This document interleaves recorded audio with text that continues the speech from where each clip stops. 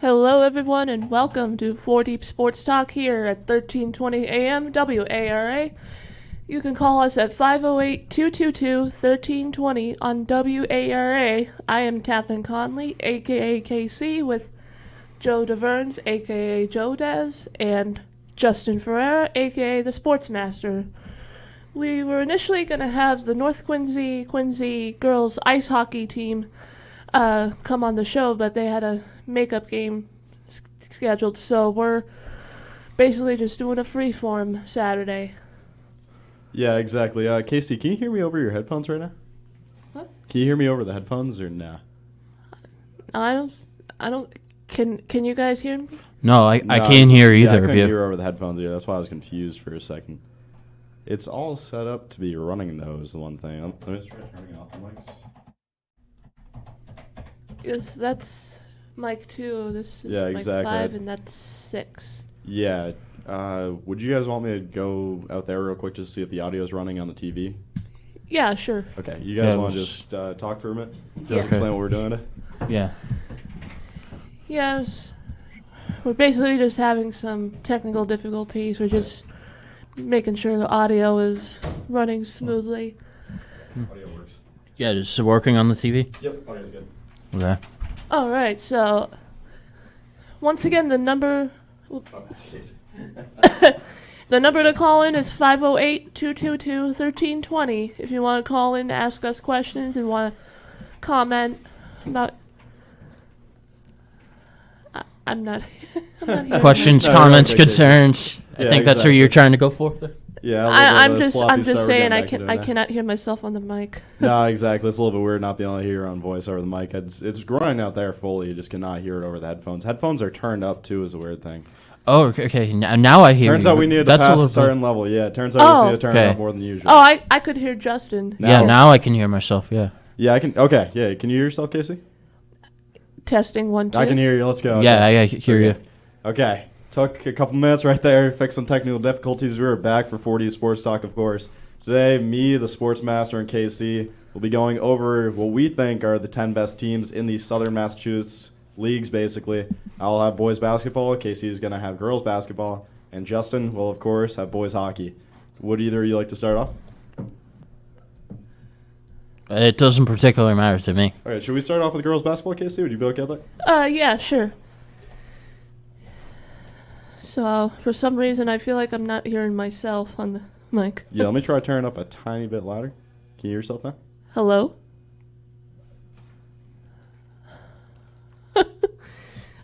Casey, try the headphones right next to you, actually, real quick. Those ones might not just be... Yeah, maybe those pair are dead. Yeah, that actually makes sense, Justin. Okay, we'll be fixing the show in 1 second. This is our bad. We do not have Dom or Lucy. Can you hear yourself? I think so. I don't know. Okay, I think we should be good to go. Okay, back to girls basketball. So, my top 10 overall teams, in my opinion, number 1, Whitman Hanson with a record of 11-0 in this girls basketball. And number 2, Bridgewater Raynham with a record of 7-2. Number 3, Norwood with a record of 9-0. Number 4, Andover. I originally had them at number 1 because of the record, and then I changed it to Whitman Hanson because they had the best record. So, number 5, we have East Bridgewater with 7-1. Number 6, Bishop Stang with a record of 7-2. Number 7, West Bridgewater with the record of 5-1. And Brookline, number 8, 9-1. And number 9, Hingham with a record of 8-2. And number 10, Barnstable with a record of 6-1. So those are the teams that I picked based on the win-loss records. Okay, so did you see Bishop Fee at all when you were looking at the girls' basketball leagues? Do you have any clue where they're ranked on that? All good if you don't. Just want to see. I think I actually looked on the Boston Globe and let me check. Yeah, you're all good, Casey. We can just go back to that after a break. We won't have to do Bishop Fee right now, of course. Is there anything about those 10 teams though that you noticed that you think would be pretty special to point out? Yeah, the one game that struck me the most was Bridgewater Raynham with Natalia Hall Rosa. She was a sophomore. She actually stepped up after two senior starters, Shea Bolin and Amber Silva, after they went down with knee injuries, and they were still able to win the game 49-44 with Natalia Hall Rosa scoring 19 points in the third quarter. So Natalia Hall Rosa, is she a junior right now, or what? Do you know? Sophomore. She's a sophomore? That's insane. Two senior leaders just stepped out, and she stepped right into their places as a sophomore. That's crazy. She's underclassman still. Yeah, that's crazy. What was the final stat line you said? 19 points? 19 points in the third quarter. Just in the third quarter alone? Or by the third quarter? It was actually the last 19 points, like probably in the game, I think. Oh, dang. That's insane. Yeah, that's awesome. Okay, for a second I thought you said she had 19 alone in the fourth quarter. That would be crazy because then she'd be averaging almost 80 a game at that point. That's just insane. Maybe, yeah. So, Casey, is there anything else about girls basketball you think you should point out? So, Whitman Hanson, they had a 52-37 win over Hingham with Abby Martin finishing the game with 19 points and 8 rebounds. And Caitlin Cirillo, forgive me if I didn't say it correctly. Yeah, you're all good, Casey. And she had 2 3-pointers in the game. 2? Yep. Nice. And then that was Whitman Hanson, right? Yes. Okay, so we had those girls in for an interview, right? Yeah. I believe we did, yeah. Yeah, we did. The first girl you read on there, could you say her stat line again? Abby Martin with Martin. We had her right in here just like 2 weeks 19 ago. points, 8 rebounds. Yep. Yeah, it's great to see. Just showcasing the show, obviously, making sure those interviews are going to be seen by a little bit more people, of course, after 18 points, 19 points, 8 rebounds? Yeah. 19 points, 8 rebounds. Yeah, that's almost a double-double. That's awesome. Yeah. Okay, we still have 5 minutes, of course, before the break, so we could fit in Justin's too. But is there anything else about girls basketball that you want to talk about? Yeah, I actually picked the top 3 teams from the Hockomock because I actually did some research on their first last night. Oh, okay, yeah, let's see that. So I just picked based on the best overall records. So Franklin has a record of 7-0, and Oliver Ames has a record of 7-1, and number 3, Attleboro, with a record of 8-3. 8-3, yeah. Attleboro's actually come into it this year. They have a few players on their team. I believe Hayden Hegarty's playing there right now. Actually, no, that's boys basketball. That was on me. My bad, case. It got a little bit mixed up with my category. It's all good. But no, Attleboro's team, I'm pretty sure, has actually gotten a lot better all around this year, boys and girls. No, it's great to see for sure. Yeah. Then, Casey, would you want to repeat just one last time what your top 3 overall were for girls basketball, just in case we have some listeners tuning in right now? Yeah, so in the Hockomock or the... 3 overall, like just the top 3 overall. Oh, my top 3 overall is Whitman Hanson with a record of 11-0. Number 2, Bridgewater Raynham with a record of 7-2. And number 3, Norwood with a record of 9-0. That's awesome to see Whitman Hanson continuing that on. I was, after meeting those people, it actually gives you a little bit more of a connection to that team. You just want them to do good. Oh, yeah. Their coach was an awesome guy, obviously, too. Just all of them all around were great people. Mm-hmm. Okay, do you think it's about time we move to boys hockey for right now? Sure. Okay, yeah, we'll come back to girls basketball later. Well, let's see from the Sportsmaster real quick. All right, so these are results that I looked when I was researching last night. Yeah. So for boys hockey in the Division 1, Franklin is number 1 with 22 points. And in second, Bishop Fian with 30. Fian's number 2? Yep. Let's go. Yeah, and the one that got the most out of all the divisions was the second one for my eyes. Huh. And here they are: Canton with 5, Duxbury with 8, 11 for Mansfield, 15 for Dartmouth, and 21 for Somerset Berkeley. Oh, that's awesome, Justin. Then so Justin, that was top point scorers as a team, right? Yeah. Okay, yeah, nice. You said was 22 the number 1? Yes. Okay, nice. Yeah. Hockey always confuses me because I could never really understand the point scoring thing for how they rank teams, but it's kind of smart how they do it, where it's total goals scored that season minus goals against them, right? For the final score. Yeah, I believe so. Okay, that's awesome to see. That's actually a really smart way to do it because record doesn't always tell the truth sometimes. You know. Yeah, there's such a thing called exaggeration. No, exactly.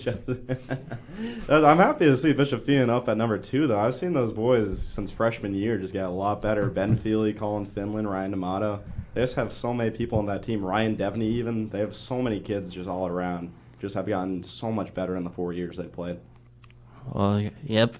Everybody's just gotta keep practicing to get better. Then, Justin, is there any specifics that you noticed when you were researching the hockey that you'd want to point out? Oh well, that's what I pointed out earlier. In the second division, it had the most that appealed to me. Oh, of course, yeah. Out of all of them, and there was 4 in total. So was that D2? Yeah, D2. D2 had 4. Dang, D2 had 4 of the 10. Nice. Was there no? D2 had 1, 2, 3, 4. No, 5. 5? Yeah. Dang. Oh, wow. How many did D1 have? Only 2. Dang. Yeah. Wow. Good for Division 2. Honestly, sometimes people don't realize that even if Division 1 is ranked above D2 or D3, sometimes the competition in D2 and D3 can be so much stronger. Exactly, because it's like just because it's number 1 doesn't mean the best out of everybody. The big thing teams have been doing lately too, Justin, they've been dropping down when they're like one of the middle or lower tiers of D1. They'll drop down and be number 1 in D2. So they're basically a D1 team calling themselves D2 just so they can go against different competition. That's kind of ridiculous. No, I know. I'm shocked they allowed to do that. They did that with Catholic Memorial in football this year. I'm pretty sure they didn't win the Super Bowl in the end, which was a big shocker the rest of the season. But everyone thought Catholic Memorial was winning for sure. And we still got about 30 seconds to the break. So, Justin, would you want to run down your top 3 teams real quick before the break one last time? Okay. So, for Division 3, there's Scituate with 2, Seekonk with 9, and Pembroke with 23. 23, dang. Yeah. Pembroke, wow, yeah. I need to get more into hockey is a big thing because I don't know which schools exactly are considered the powerhouses. Like, obviously, for football, there's, like, Mansfield just constantly competing every season. But then for hockey, I don't really know which school is just number 1. But that will lead us into our first break. There's been Jodez, KC, and Justin Ferrer with a little bit of a youth takeover today as we have Dom and Lucy out, both on assignment right now. We'll be back. There's been 40 Sports Talk, and we'll see you soon. All right.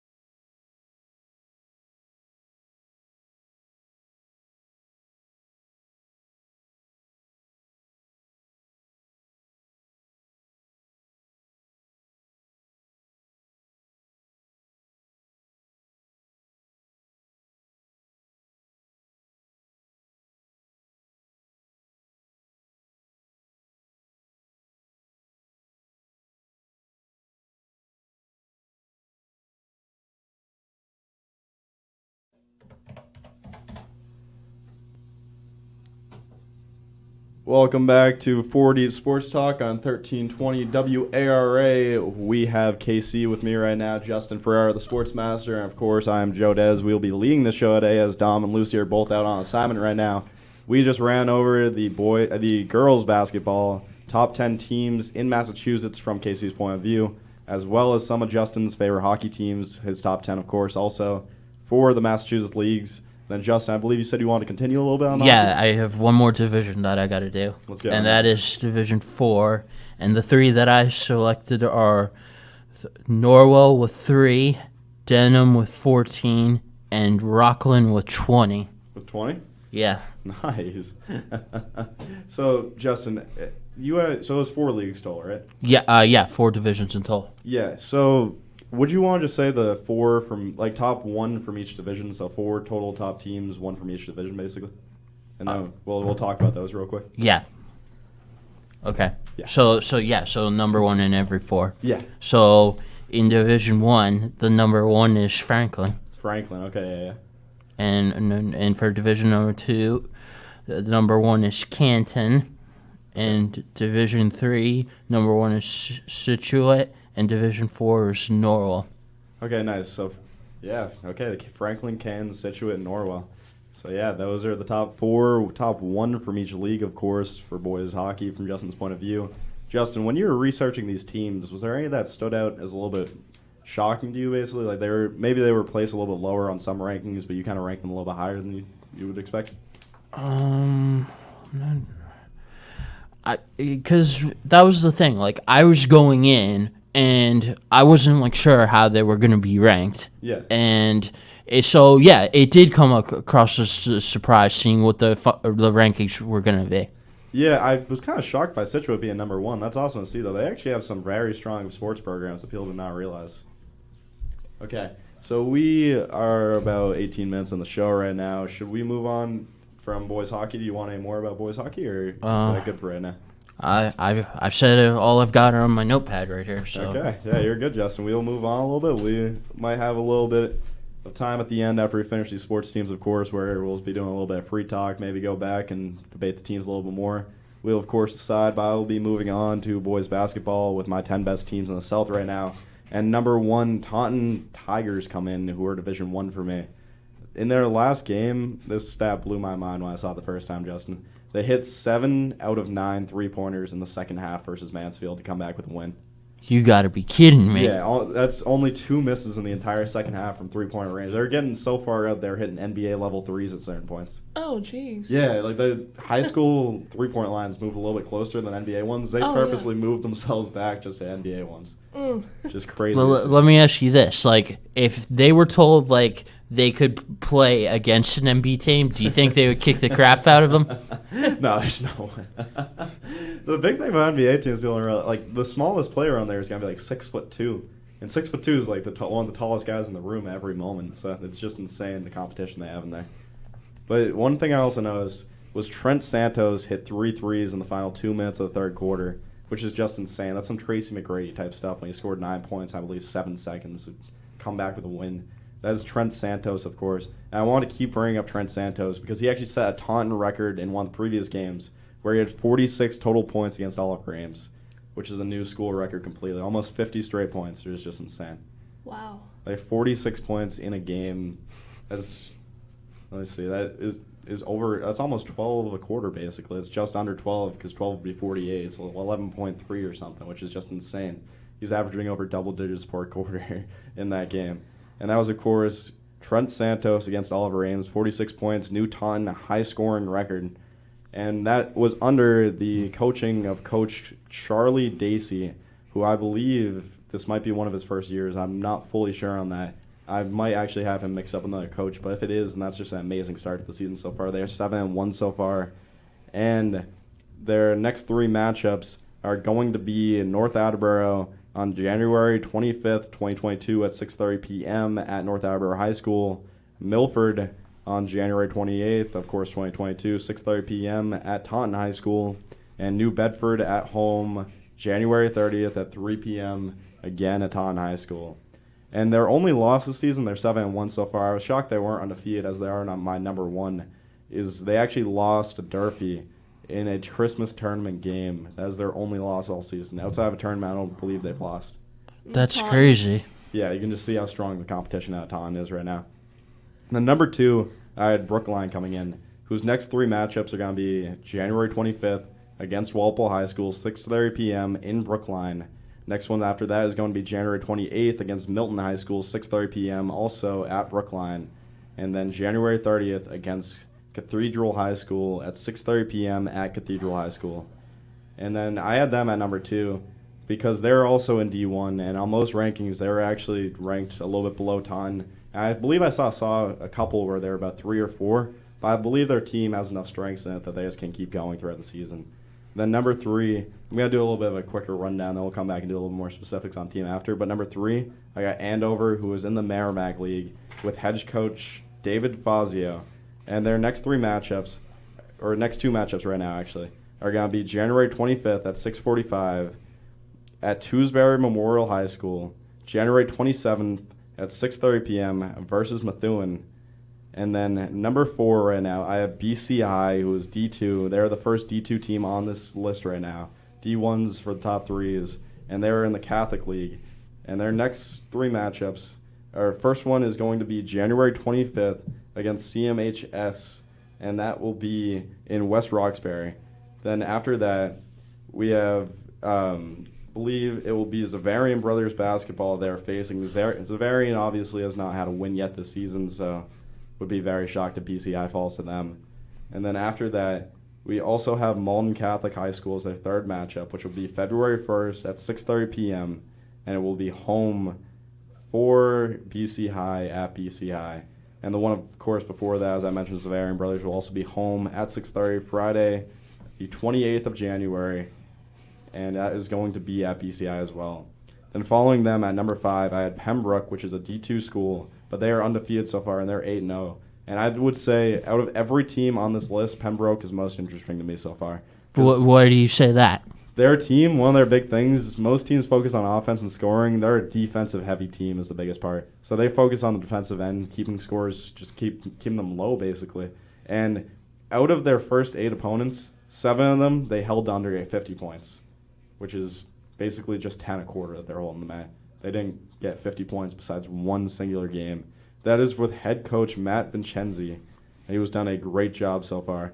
And they defeated Scituate recently to remain undefeated, holding them to 5 in the first quarter while they averaged 68.7 points per game, which is just insane to hold them to single digits in a quarter. That was 1/4 of a game, 1/4 of 68. That would be about 17. So that's just insane that they held them to 12 points under their average per quarter. And then Connor Lockhart is one player I'd like to point out especially, as he scored the game-winning basket with 1:12 left in the entire game. Then their next 3 matchups will be January 25th against Marshfield High School at 6:30 p.m. at Pembroke High, January 28th against Hanover High School, 6:30 p.m. at Hanover High, and February 1st against Duxbury High School at 6:30 p.m. at Pembroke High School. And then for the rest of my list, it's going to be a quick rundown to not go into these as much detail as the past ones. But number 6, I had Malden Catholic as Division 2. They're number 6. Number 7, I have Mansfield D2. Mansfield actually has a very strong team. I believe they recently actually lost to Pembroke. But Pembroke is just such a strong squad that it didn't really shock me that much. And then going on from Mansfield, we have number 8, Whitman Hanson, which is D2. And then for my last 2, I had the number 1 of each division for D3 and D4, with St. Mary's coming in at number 9 as the number 1 Division 3, and Burke coming in at number 1, or number 10 overall as number 1 Division 4. So that would be my list so far.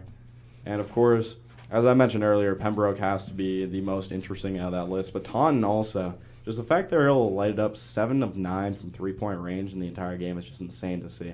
Like in 1 1/2, going 7 of 9 is just almost impossible. That's only 2 misses out of 9 shots. That's crazy to see. And then throughout researching all these, I saw some players that just blew my mind. As I said earlier, Trent Santos. In fact, he set a record this year, 46 total points in a game. It's just awesome to see. Yeah, that is mind-blowing. In one game? Yeah, 1 game, 46 points. Some people won't score that over 3 games. Average is about 18 points per game for most players in high school. It's crazy to see 46 points in a game. Maybe he's going to be in the Guinness Book of World Records for doing that. Yeah, probably. I'm wondering right now, is in high school for basketball players, they have this thing called a 1,000-point club, where if you score 1,000 points, they basically hang your name on a banner, and you'll be memorialized forever. I'm wondering what players are closing in on that 1,000-point mark. I believe, and I don't want to be quoted on this, but I believe Trent Santos is pretty close to the end of that 1,000-point scores. Yeah. And then KC, as we were talking about earlier, you did girls basketball, of course. Yeah. I'm just going to give a little bit of a rundown of Bishop Fee girls basketball because yeah. I've seen that with my own eyes, so that's kind of the one I know about a little bit more than the other ones. So right now, though, Bishop Fee girls basketball is one of the toughest teams, I believe, in the entire league because I believe they're still undefeated from what I know. They're 9-1. They have one loss. Yeah, one loss, exactly. Their one loss came a couple days ago, I remember. It was one of the games I unfortunately missed. Bishop Fenwick. Bishop Fenwick? 70-66. Yeah, 70-66. Yeah. In most of their games so far this season that I've watched, they've gone to the third quarter averaging about 70 or 75 by that point, then just turn the foot off the gas when they realized the game was defeated. Because most of the score differentials are about 50 points in these games for Bishop Fee. They have such strong leaders on the team such as Cam Fourier, Lydia Mordarski. They even got Kieran McGurk on there. Got just a ton of players. Kenzie Forty, I could go on all day. They got girls. Yeah, there's these. There's these couple of games that it had like big wins. Yeah, the score is insane on those, right? I was looking at that. Yeah. Would you want to read a couple of those scores, Casey? Yeah.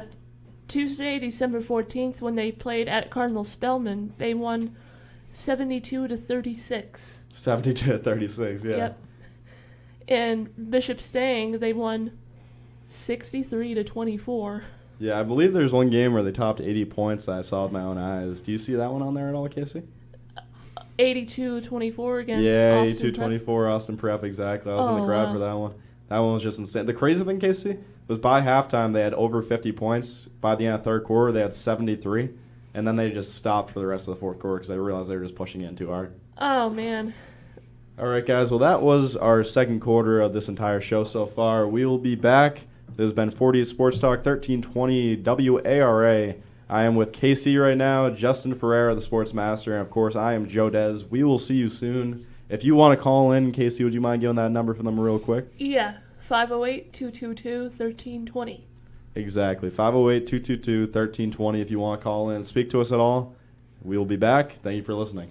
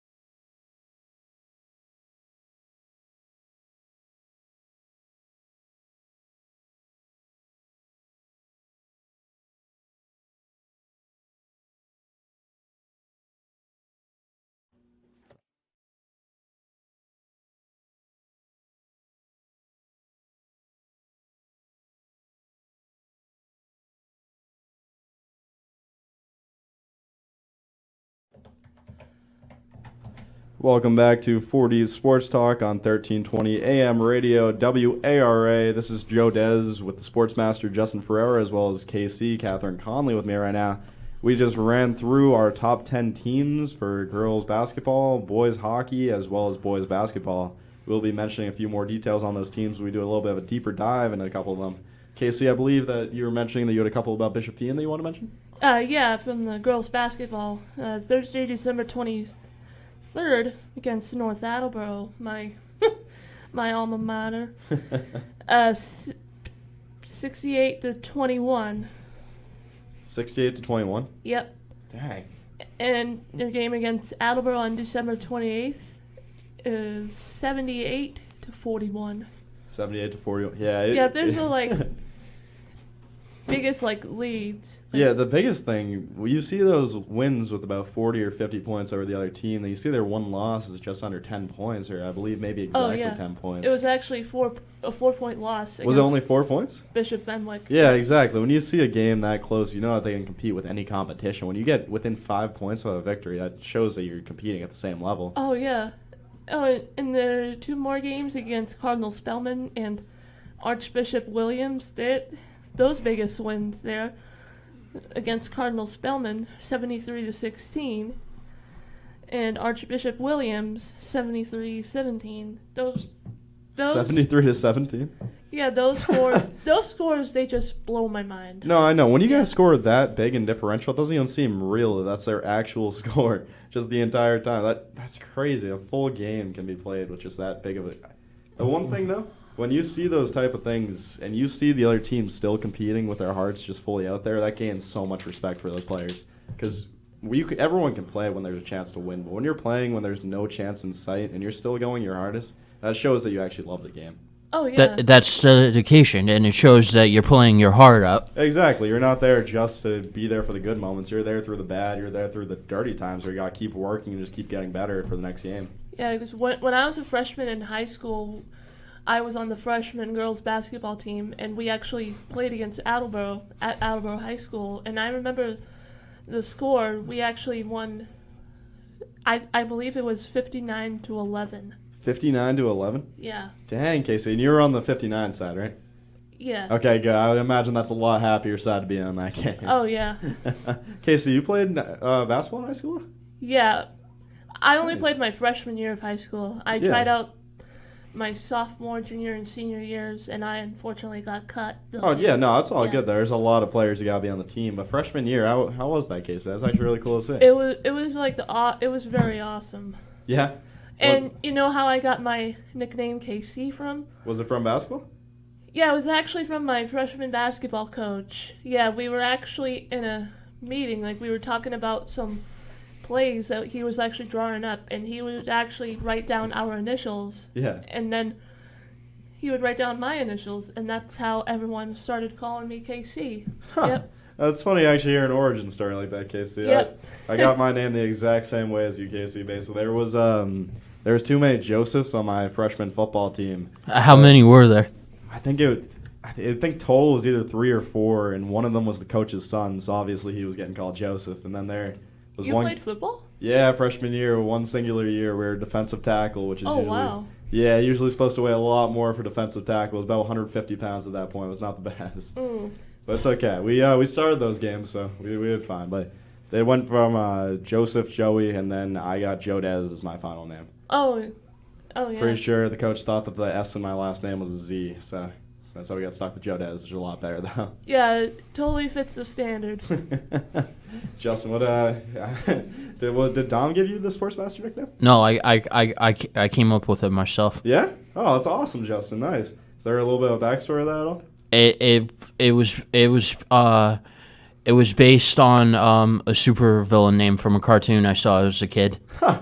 That's awesome, Justin. I never knew that. Was it named Sportsmaster? Yeah, that was the name of the villain. He was named Sportsmaster? Yeah. Huh. Wow. Nice. You got turned into a villain on us, Justin?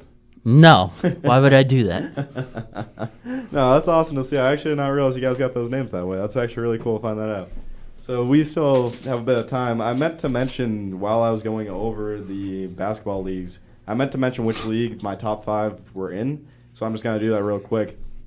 Number 1, I had Taunton, of course, 7-1. They're Division 1 in the Huckamuck League. Brookline is leading Bay State Carey right now. Andover is one of the top teams in the Merrimack League. BC High is a Division 2, first D2 of the teams I've mentioned so far as they lead the Catholic League. And Pembroke, still D2, 8-0. Patriot Fisher League is what they're leading right now. Just wanted to go back and mention those. Realize I didn't clarify those.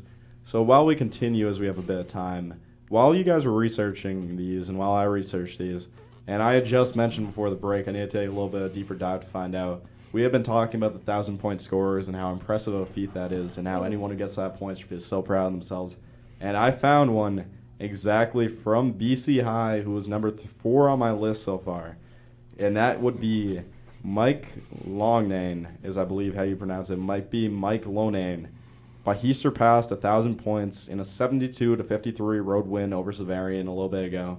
And he got that final point on a floater over a player where he just sunk it over the basket. A little bit more of a fancy layup. Probably felt like the nicest feeling in the world, finally crushing that 4-digit mark. Which is crazy to see. But while we were researching, I meant to ask you both of you guys, did you find any weird or just crazy stories that you think you'd want to point out by any of the teams, or were there not any really that stuck out to you? Nothing I can think of. Oh yeah, that's all Well, good. Casey. At the moment, no. Yeah, that's all good. Like I said for North Attleboro basketball, but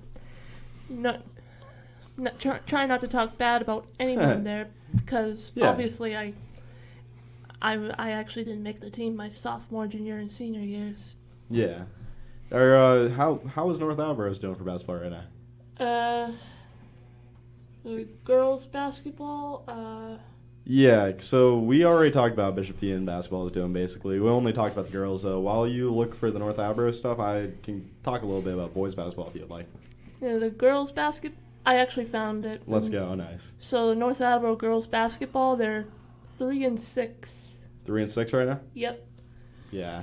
And they're actually just coming off their biggest win against Stoughton, 54-43. 54-43 is biggest win so far, so 11 points. Yeah. Nice. Yeah, and I saw something on Twitter too. I think they still have enough time in the season though. They have a good chance to turn that around if they keep racking up a couple wins. Because starting off the season slow doesn't really end it that way. They still have a chance to come back hopefully. No, yeah. When is basketball season then? Since I know it starts in the fall. Yeah, I think that basketball should be ending and wrapping up by the end of February, I'm pretty sure. Because I don't think it stretches into March. Yeah, so maybe some tournaments into March. Sometimes with the March Madness. Yeah, March Madness for college ball is going to be great. Do you participate in March Madness at all? You make like a bracket, Justin, or anything? Huh? You make a bracket or anything for March Madness? No. Justin, this year you and me might have to make a bracket together. That could be good. How would we do that? So you print out a sheet basically, and you get all the teams, and then you pick which team you're gonna think is gonna win from each game, and then you keep moving them throughout until you pick who the final winner is. And I'm pretty sure, can't be quoted on this, pretty sure there is some, I think it might be ESPN, who if you get a fully perfect bracket, which has never been done before in the last 20 years, you get a couple $1 million, which is pretty insane. Like if you get every game fully right, it's just insane. Oh, wow. Yeah. But the thing is, so many people have tried and no one's been able to get because I believe 64 teams at one point, and then those 64 have to dwindle down to 2 teams in the end. So the chances of getting all those matchups is just insane. So essentially it's the same as winning the lottery, very low. Yeah. Everywhere getting $1 million is a little bit too hard to get, but it's okay.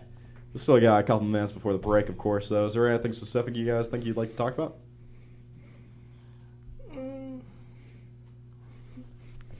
Yeah, I'm actually now looking for the boys basketball, which is North Attleboro. Yeah. And what I'm seeing here is their record is 2-6.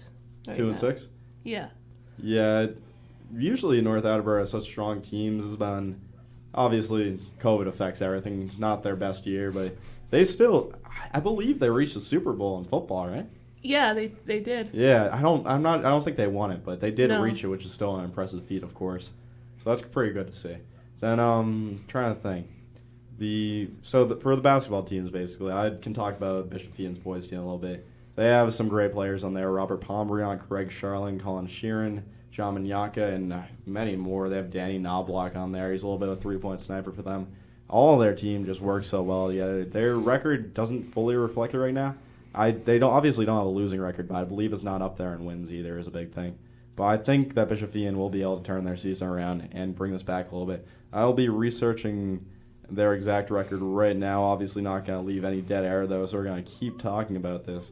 And, Justin, while you're looking at the hockey teams, of course we mentioned, did you see any players that stood out a little bit, or is it mostly just the teams as a whole? It was the teams. There wasn't really any listing of the players. Yeah, one big thing when you're looking at these, you kind of have to go through so many rabbit Yeah, holes that was the weird thing, because it showed pictures of hockey players, but again, there was no listing of the names. Yeah, it just didn't list it all, right? Like, yeah, you can find the records, obviously, but to find everything else about the team, you have to just jump through so many hoops and dive under so many obstacles. It's insane to try finding out every fact about a team.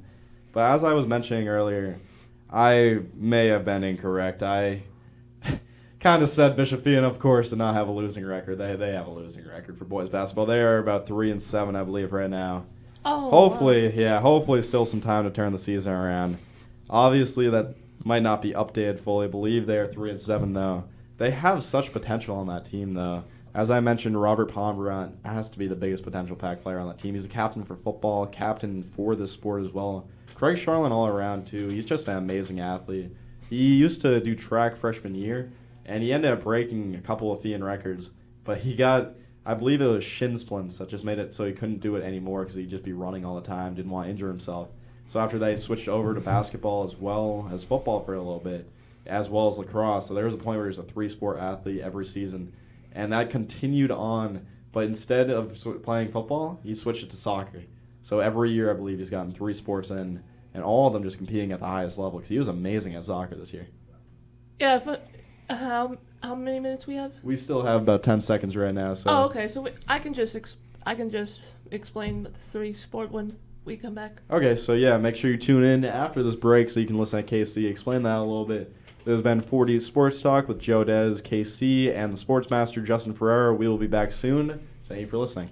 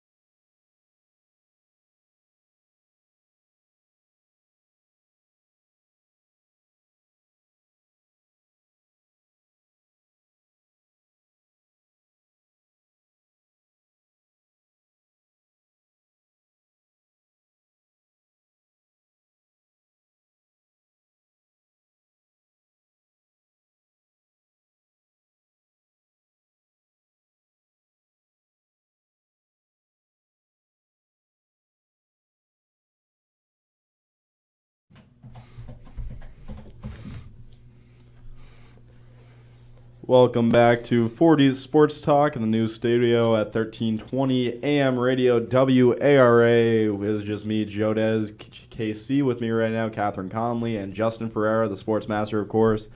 Dominic Damiano as well as Lucy are both out on assignment right now. They'll be hopefully joining us again next week. Neither of them, I believe, are sick, so obviously I don't have to worry about that, which is nice. It'll be good having them back. And KC was mentioning to me before the break, she had a little bit of stuff that she wanted to bring up when we came back. Casey, would you want to jump in right on that? Yeah, you did mention one of well, one of the players that we were just talking about were 3-sport athletes. Yeah. Yeah, so my freshman year of high school, I was actually a 3-sport athlete. Yeah? Field hockey, basketball, and lacrosse. Huh. And I actually, my sophomore, junior, and senior years, which I was trying to repeat it all, but unfortunately I got cut from those teams. So my junior and senior year, I did track and field. You did track and field? Yeah. Nice. Yeah, the big thing people don't realize a lot of the time is if they get cut from a team, they kind of just wallow in it. But if you just pick up another sport, you'll find out that you love that too, because most sports end up just making you actually really happy to do them. Oh, yeah. Did you enjoy track and field, Casey, when you did? Yeah. Yeah, nice. And then, so freshman year, it was, you said field hockey, basketball, and lacrosse? Yeah. Which one of those three you think was your favorite, Casey? It's definitely basketball. Basketball? Really? Do you remember what position you played in basketball? I think it was forward. Forward, nice. Yeah, one thing that shocked me, I did not realize this until recently. I am not fully sure if it's true, so I'm going to need you to fact check me this, Casey. Does girls basketball not have centers? Is it just forwards and guards? I'm pretty sure there's centers. I thought they had centers too. One thing, I not think too sure. I think the FIAN roster, what it is, I believe it's all forwards and guards. So it confused me at first. I was wondering, like, there's no center on here. Who's going to be playing the 5? So I think some teams, they like to just do 3 forwards and then 2 guards. Then some teams, of course, have that established center. So basically, like, when you play center, so the center actually plays the 5, which is in the middle of the paint. Yeah, exactly. That's why it shocked me, because you think that'd be one of the major things. That's a whole category that's missing, the full center, but some teams just don't list it. But yeah, so let me think. We still got about 12 minutes until the show is over. Believe it might end up being about 10 actually, as we started a little bit early, but that is okay, of course. We can just talk about what's going on with us, I guess, since we already finished all the sports. We got to fill some airtime.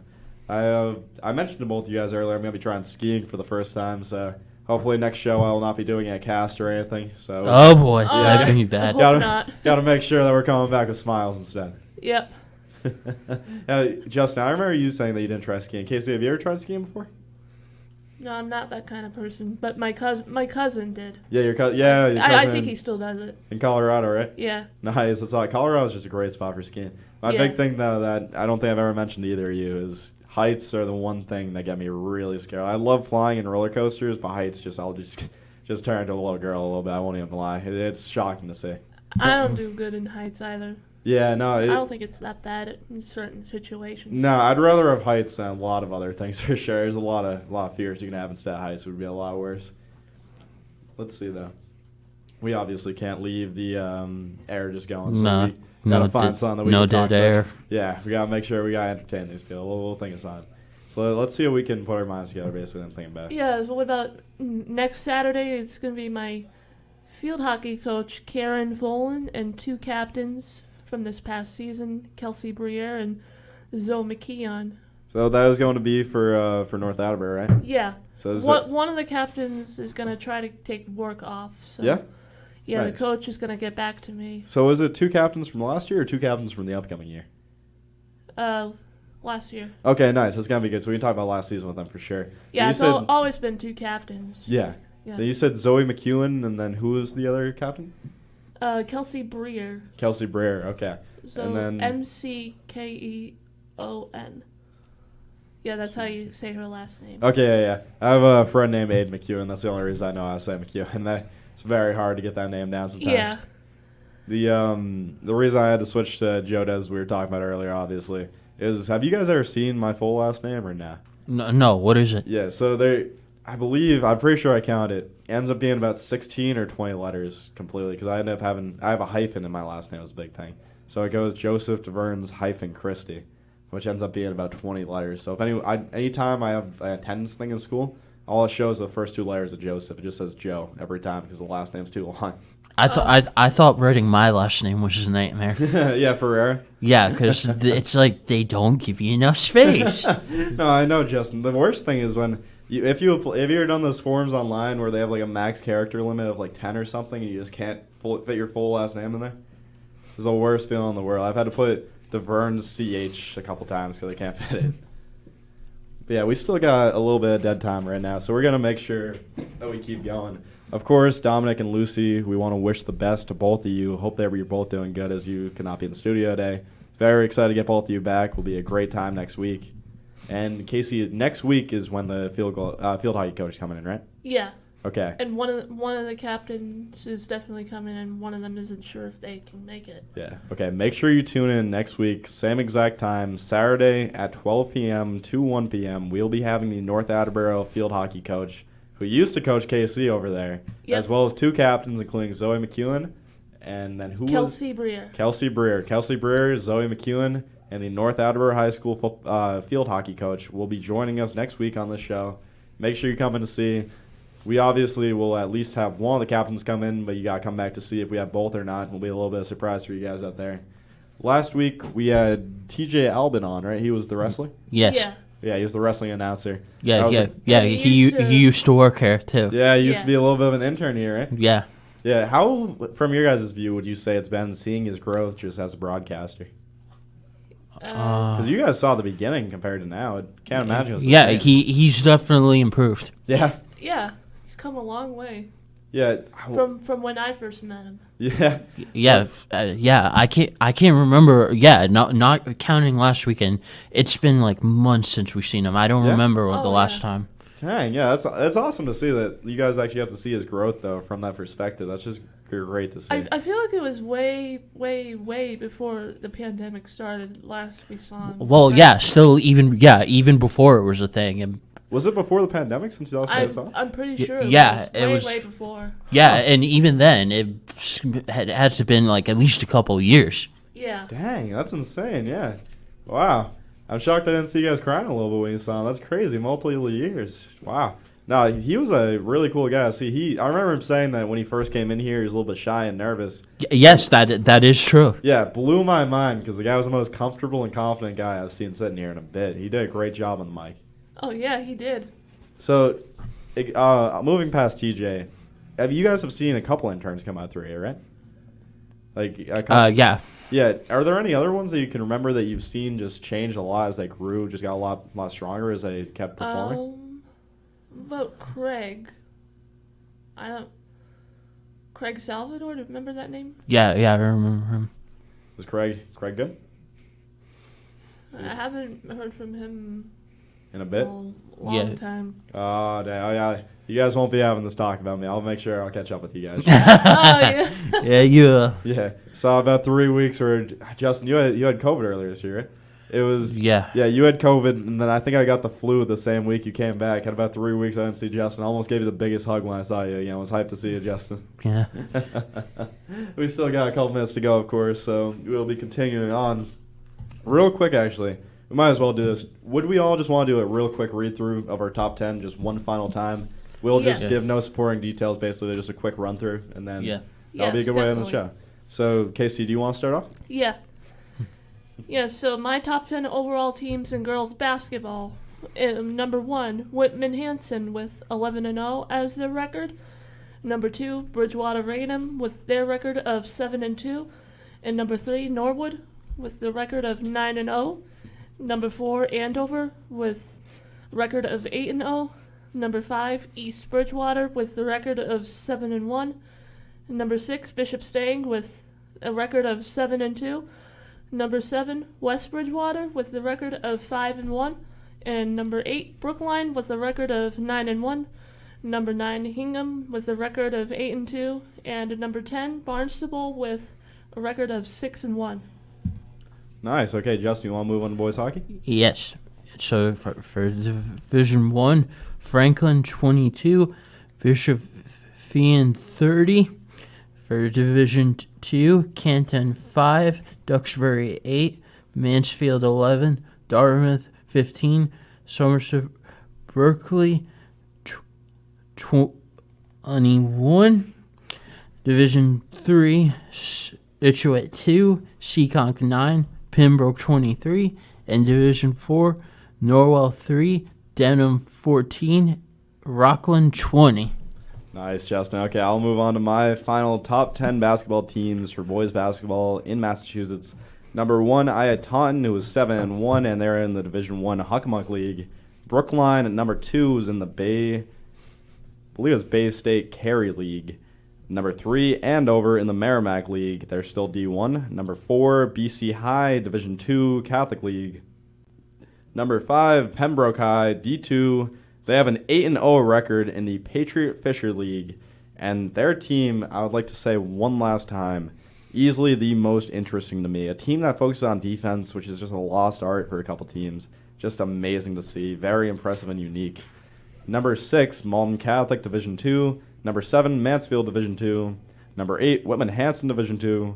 Number 9, St. Mary's, the number 1 team in the Division III conference. And number 10, Burke, number 1 in the entire Division IV. And we still have about 1 minute. So as we wrap this up, I would, of course, like to mention them. Dominic Damiano as well as Lucy Cabral. Both were missing from the show, massive parts of the show. Very excited to get them back in studio next week, where we will also be joined by the field hockey coach of North Attleboro High, as well as 2 captains, which will just be amazing to see. That is KC's alma mater, basically. So that's just going to be great to see. Yeah, cannot wait. Yeah, make sure you tune in to find out whether we only have one or if we have both of the captains come in. It's going to be a little bit of a surprise. Make sure you check back next week.